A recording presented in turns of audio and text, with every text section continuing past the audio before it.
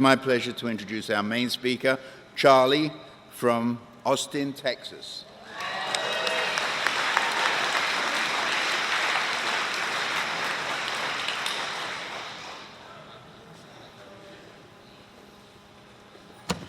Woo! Hey, everybody. I'm Charlie Parker. I'm an alcoholic. Wow, it's a good-looking bunch of folks. I wear a suit and tie when I get behind the podium out of respect for the Fellowship of Alcoholics Anonymous and the people that came before me and all the work that goes into putting something like this together. But every time I put it on, I always think, what I'm most comfortable, what I feel like standing there and going, "No contest, Your Honor." It's my experience, I never had much of a defense. No contest was my best angle. I want to thank Bob for asking me to come talk. It's a real honor to be here. Katie and I come out here a lot, and we started coming to this group. And a friend of mine introduced me and Bob, and we like this meeting so much that we've started coming on Thursday mornings instead of Friday mornings, so we can make this meeting, because it really is. If you go around, the more meetings you go to, the more you appreciate what a hell of a fine AA group this is, and it's just a real honor to speak here. And I know how much work. I can't imagine trying to put this together every week. I know how much work it is to put something like this together, and I know there's a lot of people that do it besides Bob, and then I'm also sure if it's anything like my group, there's a lot of people that don't do a damn thing, but have a lot of ideas about how it could be done better, because it's the way it is at my group. It's hard to get anything through sometimes. I was authorized by Group Conscious to bring you greetings from the Primary Purpose Group in Austin, Texas. The vote was 40 to 22, but but we got it through. I'm glad to be here tonight, and there's different theories about what we do when we get up here, what we talk about. A lot of people talk about that our stories disclose in a general way what we used to be like, what happened, and what we are like now.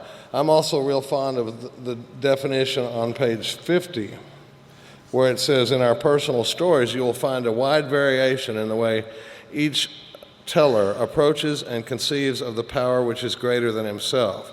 Whether we agree with the particular approach or conception seems to make little difference. Experience has taught us that these are matters about which, for our purpose, we need not be worried. There are questions for each individual to settle for himself. On one proposition, however, these men and women are strikingly agreed. Every one of them has gained access to and believes in a power greater than himself. This power has in each case accomplished the miraculous, the humanly impossible." So here we are. My story, I grew up in Dallas, Texas. I grew up in a pretty normal family. A friend of mine likes to say that normal is a setting on a washing machine, but I don't know exactly what normal is, but I've heard enough fifth steps over the years to know that there was a lot of guys that had it a lot worse than I had it growing up. I was the only alcoholic in my family. I'm still the only alcoholic in my family, but I always felt a little different. When I say I grew up in a normal family, I should mention that my sister was perfect, though. I don't know. I grew up behind a sister that was 5 years older than me, and she was National Honor Society and first chair flautist and drum majorette and drill team and you name it, and she joined it, and then she kind of had this thuggish little brother, and but my mother was a first grade teacher for 42 years, so I was well prepared for the first grade. I like to think I held it together pretty good through elementary school. Which was a challenge, but I don't know if this happened to anybody else, but I kept hearing about potential when I was growing up. Did anybody else suffer under the burden of potential? And in my, then why can't you be like Charles across the street? And I'm thinking, I'm really not holding back that much, I mean, it's like, I don't know if there's a whole lot of untapped resources here, but that's the way it went along. And I started drinking when I was 16, and I used to think that was young, but now people are sobering up at like 8, I mean, you're chairing a meeting and the guy comes up and you're like, oh, who's your daddy? And they're like, no, I'm here for a 90-day chip, welcome, and God love them. I'm not, I was young when I got to this program. I mean, when I sobered up 22 years ago, 28 was pretty young to get sober, and Katie was 26, and she had 4.5 months on me, and still does, and will never let me live it down. I've kept her sober a few times by telling her that if she drank, I'd sponsor her if she came back. We were part of a young crew, but I guess the reason I was talking about my drinking, and for me it started at 16, and it would make a pretty macho story to stand up here and say that I drank a bottle of whiskey every day from the day I was 16 until I sobered up, but that wouldn't be true. But what is the truth for me is that from the day that I took that first drink until I had to quit, I never turned down the opportunity to get loaded under any circumstances for any reason. There was never a time when I would say, no, it's my mother's birthday, I really shouldn't, or, I need to be somewhere by November, or, anything like that. I was an absolute devotee. I was all about getting loaded, and I believe heavily in AA's singleness of purpose. I mean, we talk a lot about one drunk working with another one, and there's an importance of that identification of one drunk talking to another one that's so important that out of the 200 or 300 12-step fellowships that are out there, really the only difference is the first half of the first step. I think that identification is that important, because for me, and if you drink like I do, people always want to talk to you about your drinking, and they say really stupid stuff, if they don't understand. Our book talks about one of us properly armed with the facts about himself can win the confidence of a new man in a couple of hours, but that's a pretty big deal because nobody else had ever done it, I mean, I like to tell a story about I was in a treatment center one time. We're talking about identification. It was Christmas time, and I was in treatment, and it was Christmas Day, and I'm a big boy now, but I was quite a bit bigger at that time, and they had given us our turkey and dressing and everything, and I was pretty interested in the dinner, and in walks this group of people from one of the local churches, and they were a group of local do-gooders that were going to come sing to the heathen drunks, and this woman was going along from person to person, and she would bend over and she'd talk to this guy, and then she'd bend over and she'd talk to this guy, and then she'd bend over and talk to another, and when she got to me, she said, "Are you a patient here?" I said, "Yes, I am." And she goes, "I know exactly what you're going through." And I thought, "Really?" And she said, "I was once addicted to caffeine." I was like, ain't that a bitch, Did you ever pawn your mom's Sterling to get a can of Folgers, I mean, I feel you, sister, but bless her heart, she was trying to identify, but it just wasn't there. But, that's why I think our singleness of purpose is so important, and that's why it's so important for me to get with people that suffer from the same problem that I have. I qualify for a number of 12-step fellowships, and But when I'm in AA, I like to try to talk about alcoholism. And I really do believe in my heart of hearts that my problem always was alcoholism. My alcoholism led me to do a lot of things besides drink alcohol. Let's just say that. It's a bit of a struggle for me to not talk about outside issues. When you get here, there's a lot of terms that I don't know if it's happened to anybody else, but it felt like people were speaking a foreign language when I got here. And, they're talking about Mr. Bill and Dr. Bob and this step and that tradition and turn it over and, don't judge anybody but stick with winners and, and all this. And I heard this term, drug of choice. I thought that was so cute, Did anybody talk like that on the street? I don't ever remember a time where you're going, oh, I'm sorry, that's not my particular drug of choice. My drug of choice was whatever you got, and I'll just leave it there. I really, really I guess I can sum it up with a few things about. At one point, I had an apartment. I was staying in an apartment. I used to say I had an apartment, but really the truth was 2 guys had an apartment that they were paying the rent on, and I was staying there. And one of them made his living off of outside issues, and the other one was my bartender. And the short version of the story is that both of them thought that I was getting too loaded, and when your dealer and your bartender are giving you shame, you maybe have overshot the mark a little bit. But I guess, I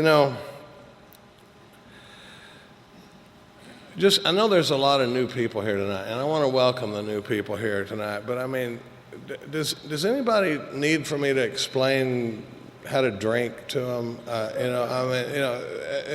If not, let's just kind of move on into a little recovery there, because I just don't have time in 45 minutes to talk a whole lot about drinking. But I wrecked a few cars. I got a few DWIs. I lost, but I guess the key thing about my drinking was I spent years in the program of Alcoholics Anonymous. Whenever it would be my turn, I would raise my hand and I'd say, I'm Charlie, I'm an alcoholic. And looking back on it, I had no idea what that meant. I thought that I must be alcoholic because, well, for one thing, I drink every day. The other thing, I've had DWIs and gone to jail and lost jobs and houses and cars and girlfriends and all the stuff that happens to us. And I thought, well, I must be alcoholic, And really, I'd been around quite a while, I think, before I really understood what it truly means to be alcoholic. And if you're new, I just want to take a second to touch on the physical allergy and the mental obsession, because we are different from normal drinkers. I can't pour enough vodka into my sister to make her an alcoholic. But I could pour enough vodka in her to get her a DWI, or to wreck the car and that sort of thing, but that wouldn't make her an alcoholic. What makes me an alcoholic is that I have a physical allergy to alcohol, and the way that shows up in my life, and the way it's described so well in the doctor's opinion and the first 43 pages of this book, is that my symptom of that allergy is this phenomenon of craving. But the book is full of terms and phrases that I didn't feel when I would read them.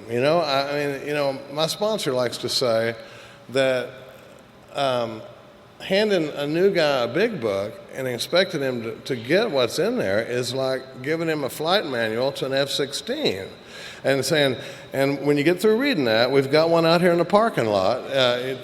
Try not to hurt yourself or anybody else.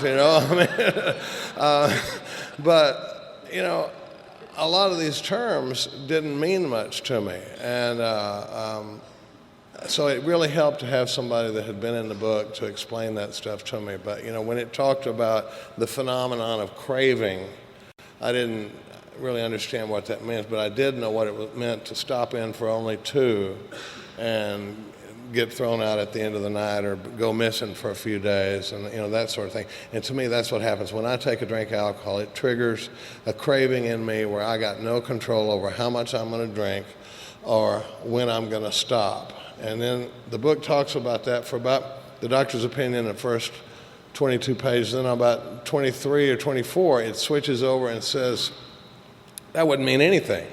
The weird thing is that if alcohol was my problem, I'd only have to stop drinking one time. My problem is that I can't stop starting. I have always been sober when I took the first drink.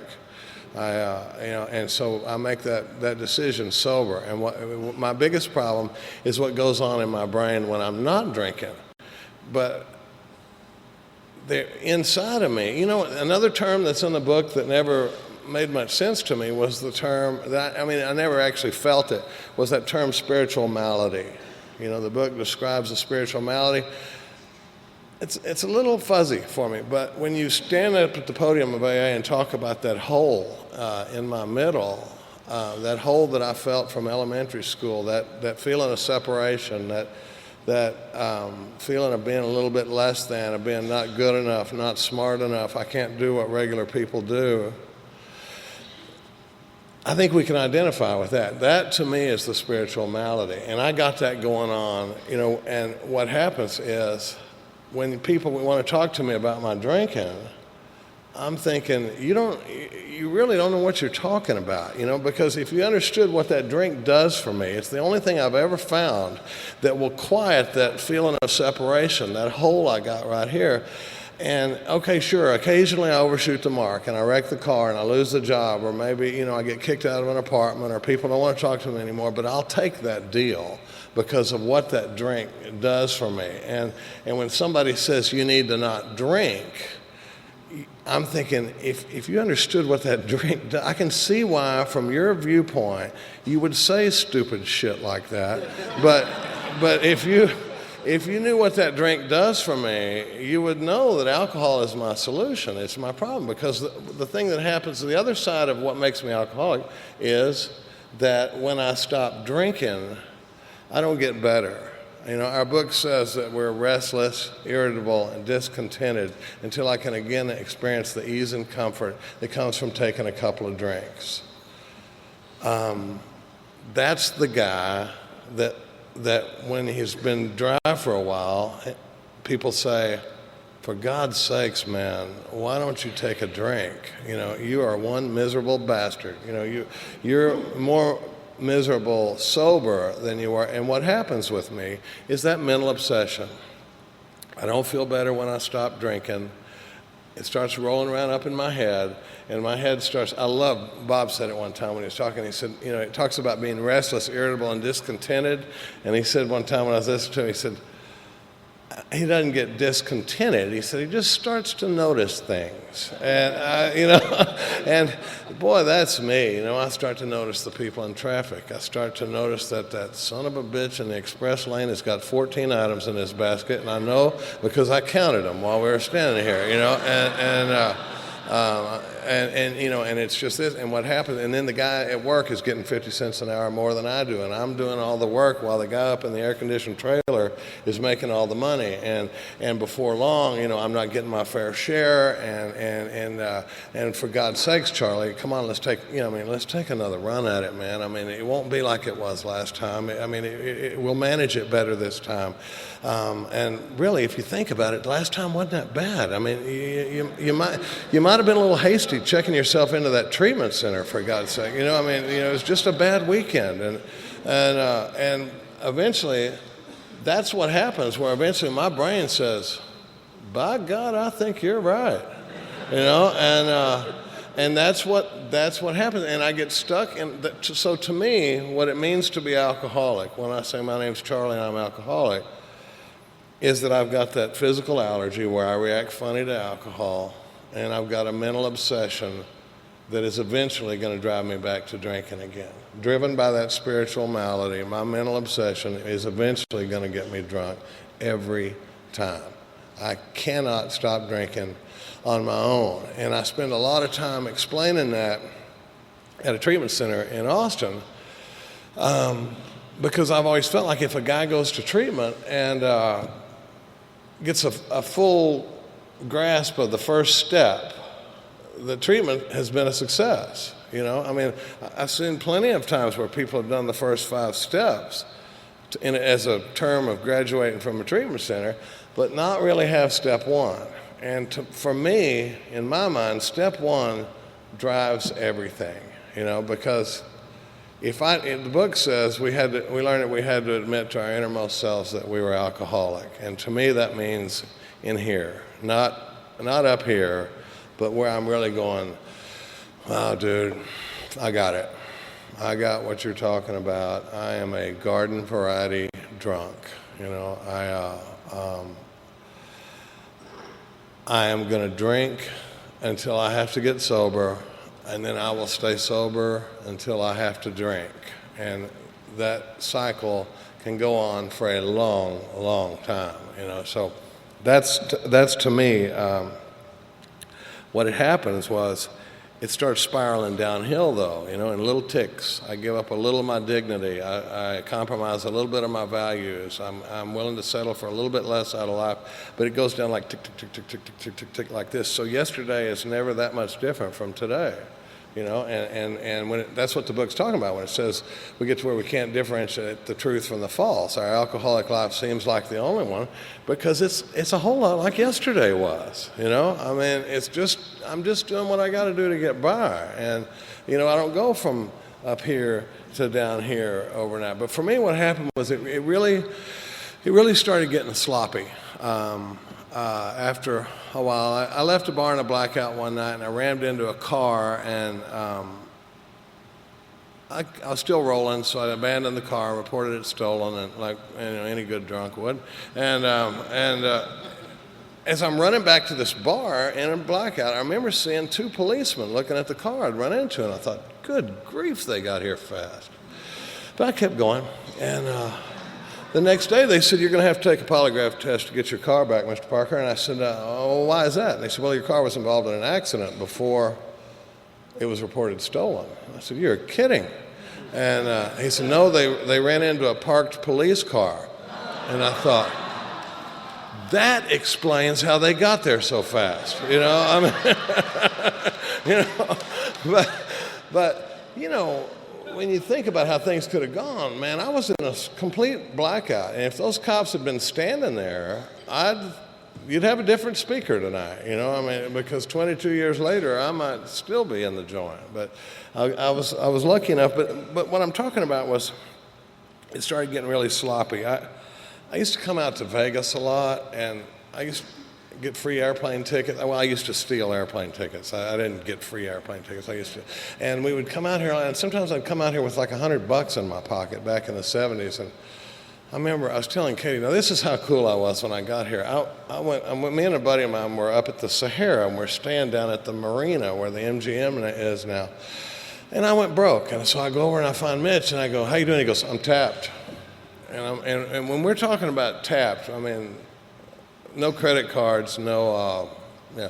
So here we are 6 miles away, and we're walking at 6 o'clock in the morning, and right out in front of this deal, I saw a bunch of lights, and there was a guy throwing money in the air, and I started, you know, kind of positioning to see if one of those hundreds blew, and I'm kind of getting ready to make my move, you know, and this guy goes, hey, hey, hey!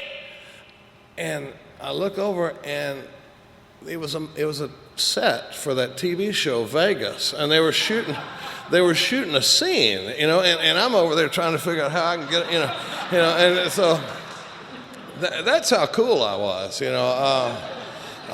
But towards the end, I was really fond of the pawn shops, and I tell this story for a number of reasons, but I liked the pawn shops. I liked the way you could go in there, and it was a very pure transaction. You just gave them whatever it was, and they gave you the money. And they never said, weren't you just in here, you know, or what do you want with this money? What are you going to do with this money? I mean, it was just, you went in, you got out. And I would pull a scam you had 90 days to get everything out. And in the 90-day period, I could usually come up with something to get everything out. But one day I had claimed, well, I don't want to give anybody ideas, but I had pulled a little scam that netted enough money to get everything out, and I came out of a 5-day blackout. I'm talking 5 days, don't remember a thing. I came out of this blackout, and I was sitting on the side of the bed, and I should say that I was at my mother's house. I was so mistreated as a child that I ran away from home at 28 years old. But I stayed a few places here and there, but I come out of this blackout at my mom's house, and I got $8 in my pocket, and I still had this gangster wad of pawn tickets. And you've probably experienced mornings like that, where you just go, oh no, I shot my wad, on this deal, and now, so I would have to get up and go to my father. I forgot to tell you the one downside of the pawn shop things. I didn't own very much stuff, so I had the pawn stuff that didn't belong to me. So, and that creates hard feelings amongst your friends and family. And so on this morning, I had to go to my father and say, Dad, if we act now, I can get you a really good deal on all of your stuff. But if we wait till tomorrow, it's out of my hands. And I would do that, but the thing about it was Dallas was a big town, and it wasn't just we're going to go to the pawn shop. We had to go to Buckner Boulevard and then Garland Road and then Harry Hines and then over to Oak Cliff. I left your deer rifle over here and left your metal detector out and it was, the short version of the story is that it was all day in the car with me and my dad and all that shame. And the reason I like to tell this story is because most of us have experienced that kind of shame coming in here. And the other thing that we've experienced is powerlessness, because what I would do when I was in the car with my dad that day was I would say, Dad, I swear to God, I will never do this again. And if I was lying to my father, I didn't know it. I meant it with every fiber of my being. I will never do this again. My dad was a good man, and he didn't deserve the kind of treatment that he was getting from his son, and nobody had given him his stuff. He had worked for it and paid for it, and I'm in there stealing it and pawning it, and I knew that was messed up. But he'd give me a couple of days, and I would hit his house like a cat burglar. And we made the rounds of the pawn shops 3 times, me and my father. So that's how slick I was. That's how cool I was when I got here. I wasn't hanging with Puff Daddy or whatever he calls himself now. And Donald Trump. I was stealing shit out of the back door of my family's house, and just a real rotten bastard. And that's the guy that showed up here for the program of Alcoholics Anonymous. And I sobered up that time, and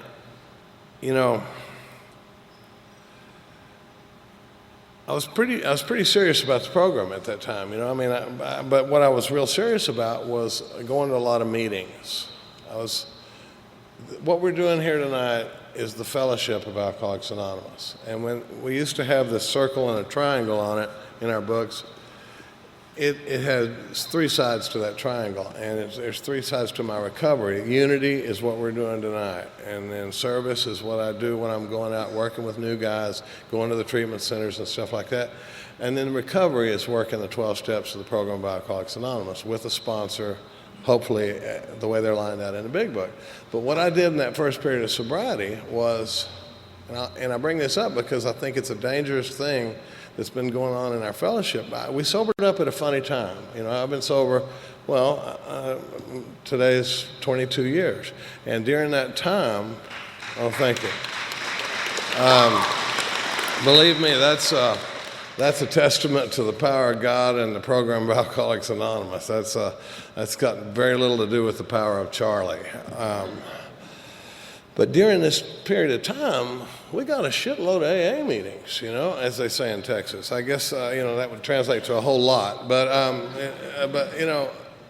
I don't think when they wrote the book that they ever foresaw a time when a guy would be able to stay sober by just going to Alcoholics Anonymous meetings. I don't think they ever dreamed that there would be a time that we would focus on the fellowship more than the recovery program.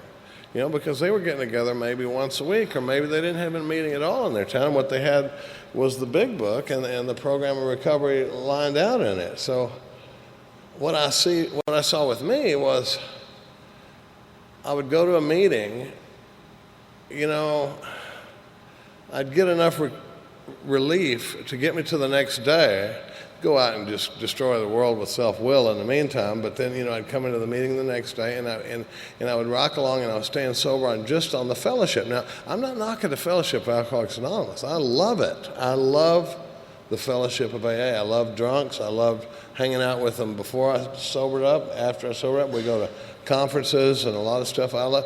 But the fellowship of Alcoholics Anonymous will keep me sober right up to the point that I get drunk. And I drank with 10 and a half months of sobriety. I've had my sobriety date's been March 22nd 2 different times. It was March 22nd of 84, March 22nd of 85, and I wasn't trying to do anything cute there. It just happened. But I got 20 minutes to talk about some of what's going on sober. When I talk, I like to talk to the guys that are new, because if you drink like I do, there is a program here that really works. I mean, and the hardest thing to convince a new guy is how simple this program is, I mean, if you just do what a sponsor tells you to do, I thought I had to understand the process and approve of the process. But it doesn't mean anything. I just have to understand the directions. Just go do this little piece of work, and then come back and talk to my sponsor the next day, and then he'll give me another piece of work, and you look up at the end of it, and it's better. But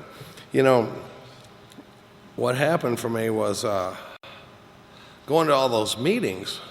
My sponsor, I should mention my sponsor, Mark Houston is my sponsor, and he says a lot of things that I really like, but one of the things that he said was, don't let anybody read your big book for you.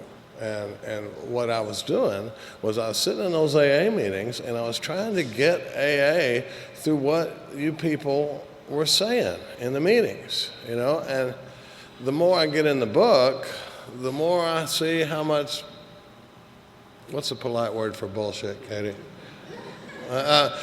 Is going on in the AA meetings, and I hear stuff enough that I start thinking that it's AA, I mean, if I come to AA meetings and 6, 8, 10, 20 times I hear somebody say, this is a selfish program, well, must be AA, and then you start reading the book, I can't find it. I can't find anywhere where it says, this is a selfish program. I think it says on page 15, I mean, it's all about destruction of self. And it says here, my friend had emphasized the absolute necessity of demonstrating these principles in all my affairs. Particularly was it imperative to work with others as he had worked with me. Faith without works was dead, he said, and how appallingly true for the alcoholic. For if an alcoholic failed to perfect and enlarge his spiritual life through work and self-sacrifice for others, he could not survive the certain trials and low spots ahead. That kind of stuff is all in the book. I don't find the part where it says, this is a selfish program, take what you need and leave the rest, and that sort of thing. But I'm getting on a little soapbox here. I got to watch myself. But the other one was put the plug in the jug.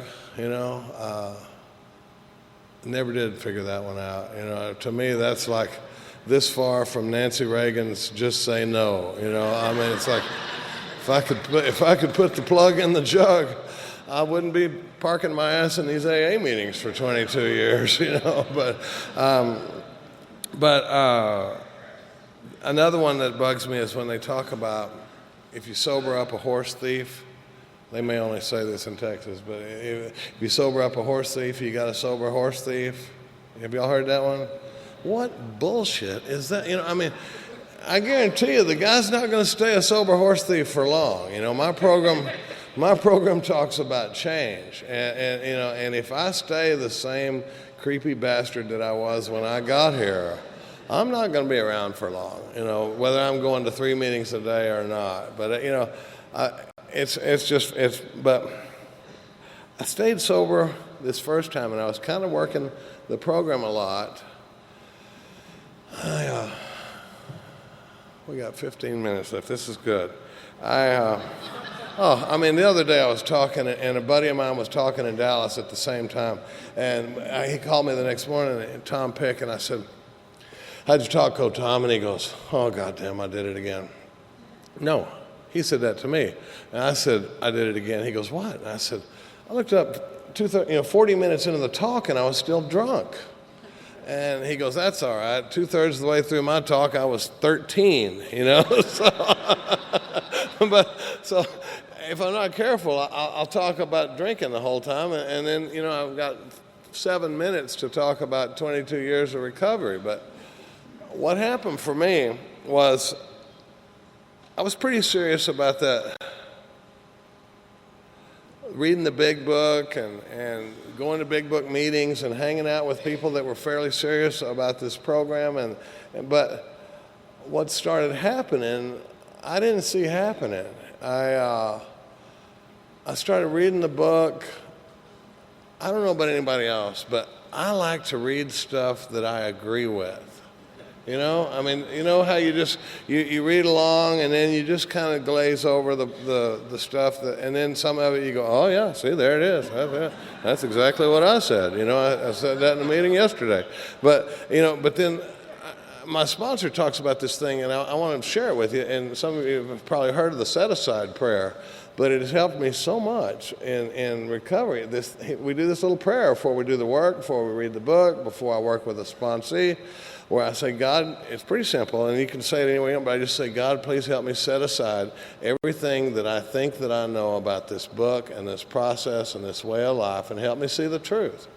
You know, and it's amazing how I see new stuff on the page, you know, and I don't know what goes through these minds of these guys I'm sponsoring, you know, where we're sitting down with the book, you know, and here's their sponsor with 20 years, you know, and we're doing the fourth step, and we're reading along, and I go, "Holy shit, look at that," you know. It's like, that's a prayer, you know, and well, let's get down on our knees, you know, and let's do it. But I mean, I keep seeing new stuff in this book all the time. I went through this flat period in my sobriety, and I'm kind of dancing around that. But what happened for me was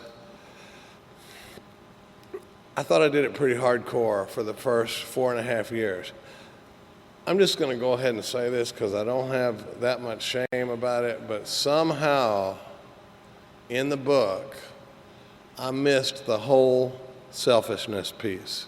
I mean, I don't know if this happened to anybody. If this only happened to me, praise God. But what happened for me was I went along and I kind of acted like my problem was alcohol. And I'm going to give you a run through the steps the way I understood them the first time. Is that my problem was alcohol, and that I came to believe that this God that you guys talked about had removed your problem with alcohol, so it might work for me. I'd made a decision to turn my will and my life over to the care. I had no idea what that means. I knew that I was kind of supposed to act like I'd turn my life over to God, but I didn't really. I missed the whole part about being convinced that any life run on self-will can hardly be a success or anything. The book takes a bizarre turn on page 60, and if you're not paying attention, you'll just miss it, you know, or I did anyway. And you know, and because it spent all that time talking about my drinking, and then it takes this hard right where it says, you know, selfishness, self-centeredness, that we think is the root of our problem, you know, and the alcoholic is an extreme example of self-will run riot. though he usually doesn't think so, you know. And I kind of had this understanding that I was going to do a fourth step, and because what I was going to do, I was going to write down all the stuff that made me feel bad about me. Because if I felt better about me, then I wouldn't need to drink, right? And then the same thing in the fifth step. We're going to share this stuff. And then we get to 6 and 7, and it was like, not really getting it. But we rolled on to 8. I made a list of the people I'd harmed because making amends to these people was going to make me feel better about me. And then, you know, so I could be out in the world without worrying about getting my ass kicked. And, you know, and so I'm going to make amends to these people. And then in 9, and then in 10 and 11, I'm going to try to clean up as I'm going along. And then in 11, I'm going to, you know, keep trying to feel good about me. And then in the 12th step, I'm going to go out and I'm going to talk to people about me. And you know, and that was, it's a little oversimplified, but I mean, looking back on it, that's a lot of what my understanding was, and it was based on the thinking that my problem was alcohol, right? Because anything, you know, it was all about getting me separated from alcohol, but what I was in was absolute self-will, self-centeredness, self-obsession, self-seeking, all those self-words that they put in the 4th edition somehow. Katie and I should say, were best friends for 20 years. And her husband passed. Oh, by the way, today's Katie's 49th birthday, by the way.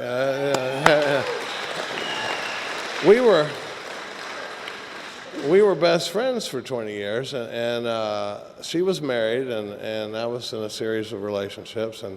But she was the first woman friend I ever had, and we spent 20 years together, and there was never any innuendo or improper. Well, one time when she said that, she goes, you know, your sobriety birthday is the same day as my naked birthday. And I said, well, you know, we should celebrate together. You know, I'll stay sober. And she goes, Charlie. You know, but we've been dating for her husband passed away, and I was in a plane crash in 2003, and I wound up, everybody that was on that plane went a little crazy, and we all survived, but not by much. I mean, the short version of the story is we lost power flying from the East Hampton airport back to Manhattan, and crashed into the Peconic Bay at night, went underwater, the doors wouldn't open.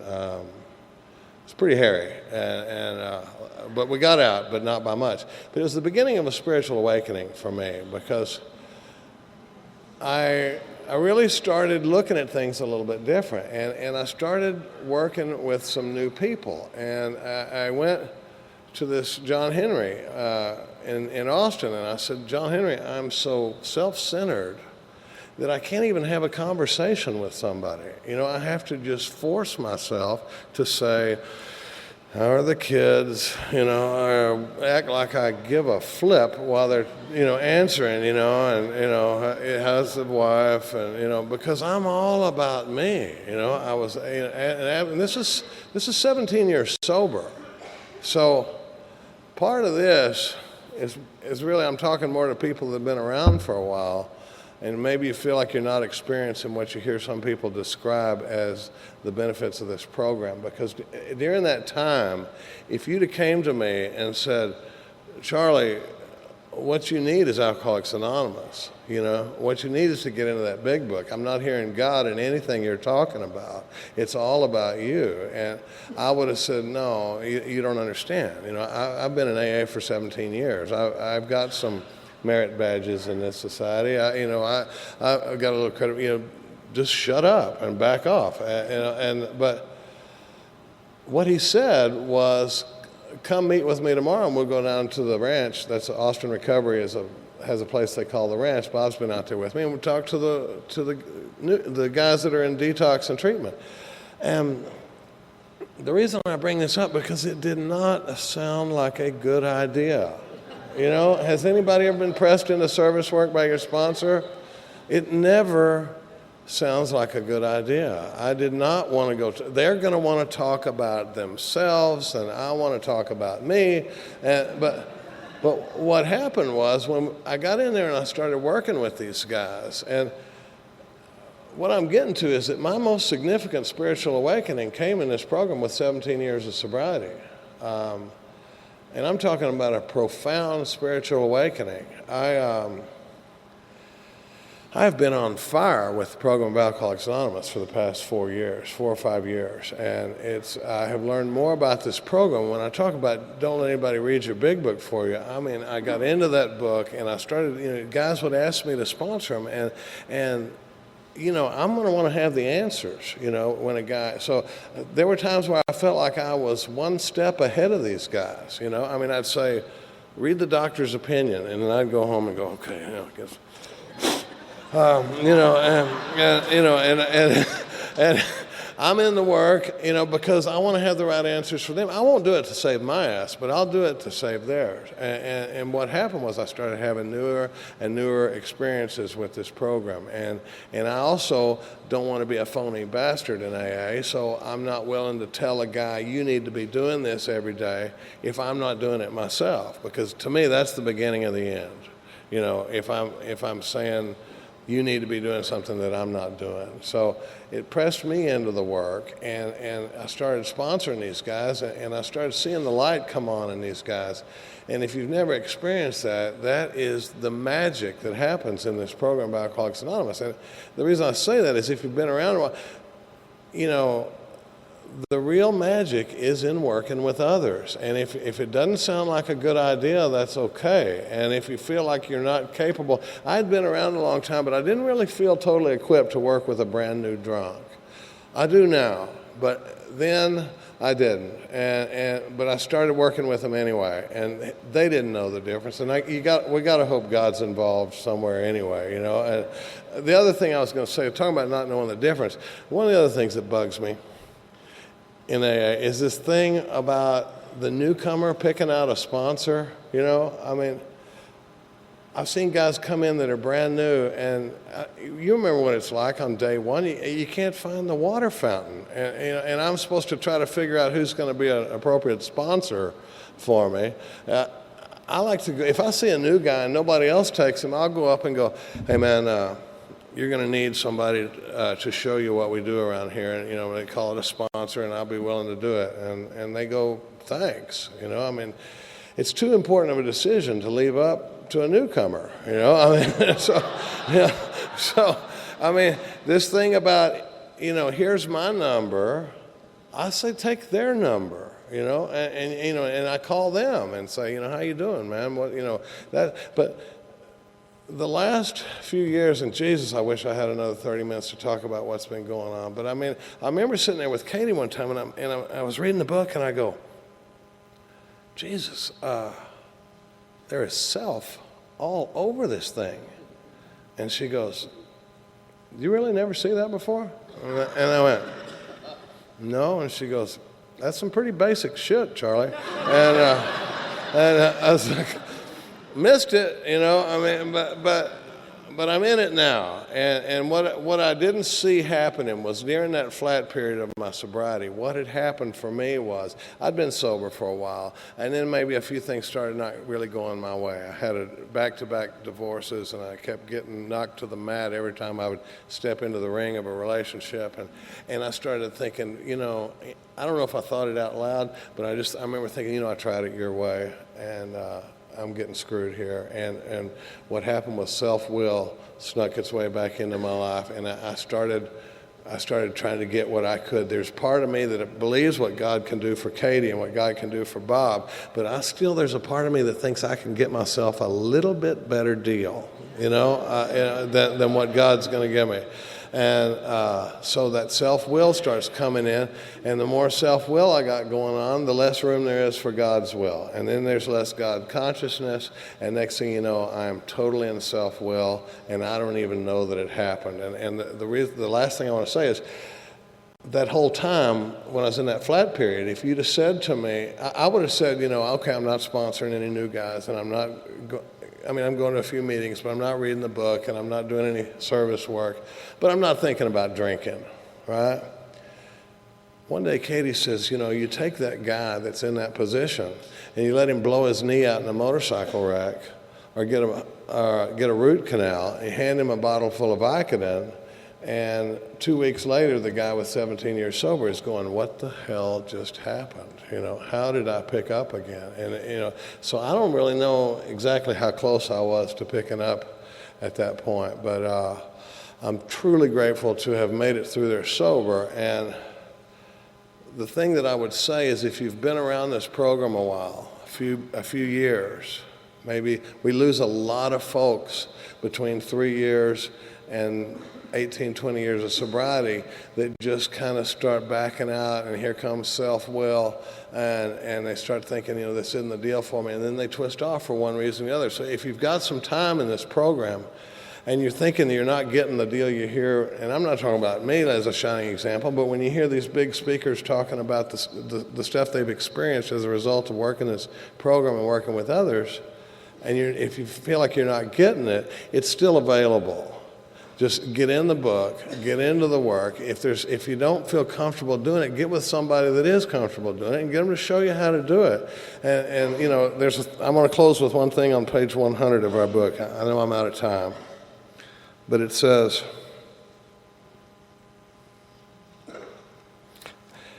both you and the new man must walk day by day in the path of spiritual progress.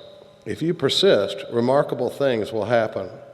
When we look back, we realize that the things which came to us when we put ourselves in God's hands were better than anything we could have planned. Follow the dictates of a higher power, and you will presently be in a new and wonderful world, no matter what your present circumstances. I am truly honored to be 22 years sober tonight and to be with you folks, and I really appreciate you letting me come up here and talk. Thanks a lot.